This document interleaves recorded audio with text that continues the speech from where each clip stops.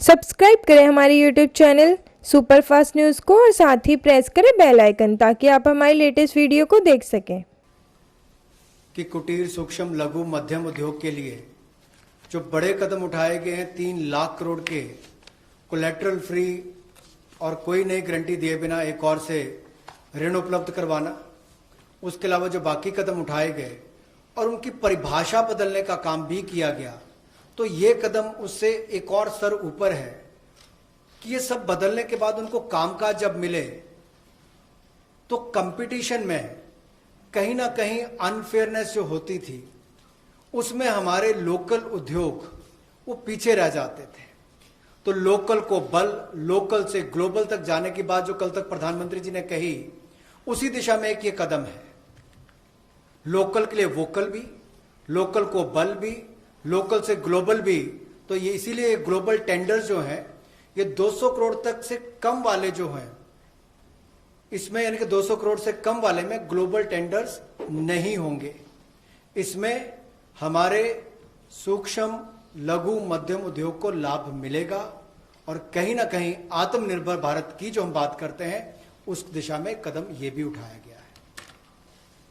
ये जो चुनौतियां कोविड-19 के समय शुरू हुई कि घरों तक सीमित होना पड़ा और आप कहीं जाकर सामान बेचने में दुविधा आती थी, तो ई मार्केट लिंकेज करने की बात की, क्योंकि ई कॉमर्स का आजकल ज़माना भी आया है, वो भी होगा।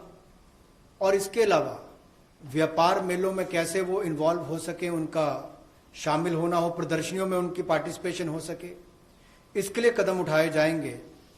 और जो हमारे सार्वजनिक केंद्र उपक्रम है उसमें जो अगर उनके कोई पेंडिंग पेमेंट्स है, सरकारी है या पीएसयूज में है, उनको भी अगले 45 दिनों में बल देकर वापस उनकी पेमेंट हो, ऐसा प्रयास किया जाएगा ताकि जल्द से जल्द उनकी पेमेंट हो, ताकि उनको राहत मिल सके। 1,70,000 करोड़ के प्रधानमंत्री गरीब कल्याण पैकेज में एक सुविधा दी गई थी कि ईपीएफ जो है, प्रोविडेंट फंड जो है, वो 12% जो कर्मचारी उसका भी और जो नौकरी देने वाला उसका भी 12% भारत सरकार देगी।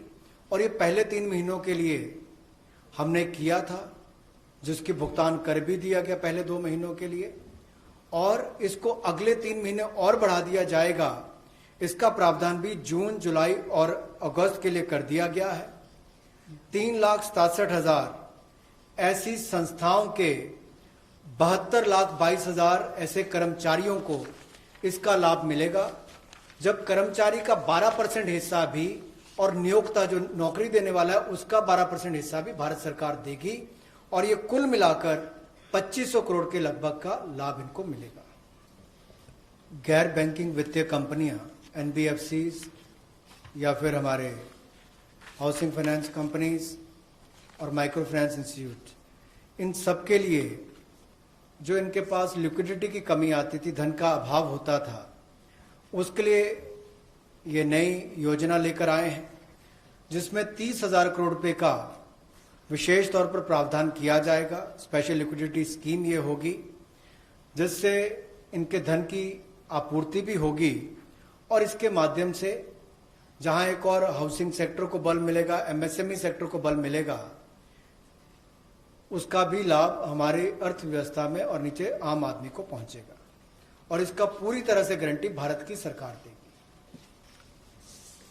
जहां पहली 30,000 करोड़ की लिक्विडिटी गारंटी स्कीम लेकर आए थे, लिक्विडिटी स्कीम लेकर आए थे एनबीएफसीज के लिए, एचएफसीज और एमएफआईज के लिए, वहीं पर अब आंशिक ऋण गारंटी योजना, ये लगभग 45,000 करोड़ रुपए की एनबीएफसीज का इसमें प्रावधान किया गया है। इसमें भारत सरकार गारंटर होगी, जो 20% का नुकसान इसके द्वारा सहन किया जाएगा, वहन किया जाएगा। और यही नहीं, इसमें AA पेपर और इससे भी नीचे वाले जो हैं उसको भी इसमें पैसा मिल पाएगा, ऋण मिल पाएगा। और इसके अलावा जो अनरेटेड पेपर एलिजिबिलिटी है इन्वेस्टमेंट के लिए, वो भी इसमें प्रावधान किए गए हैं, ताकि ज़्यादा इसका स्कोप बढ़ सके, ज़्यादा लोगों को इसका लाभ मिल सके। और कुल मिलाकर इससे भी नई लैंडिंग जो है यानी कि कर्जा दिया जा सके सूक्ष्म लघु मध्यम उद्योग को और आम नागरिकों को भी मिल सके, उसके लिए इसका प्रावधान किया गया है।